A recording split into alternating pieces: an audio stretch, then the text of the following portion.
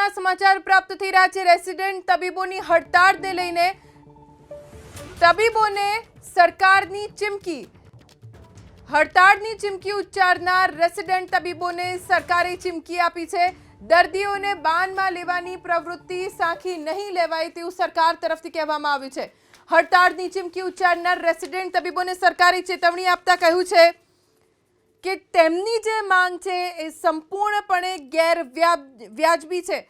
Junior doctors એસોસિએશને આવતીકાલે એટલે કે સોમવારથી 40% સ્ટાઇપેન્ડ વધારા માટે હડતાળ કરવાની રાજ્ય સરકારને ચીમકી આપી। રાજ્ય સરકાર આ ચીમકીને અને હડતાળને સંપૂર્ણપણે ગેરવ્યાજબી ગણાવી રહી છે અને દર્દીઓની સારવારના ભોગે રેસિડેન્ટ તબીબોની હડતાળનો આ નિર્ણય અમાનવીય ગણાવ્યો છે। સાથે સરકારે ચેતવણી પણ આપી છે કે દર્દીઓને બાનમાં લેવાની આ પ્રવૃત્તિ બિલકુલ સાંખી નહીં લેવાય।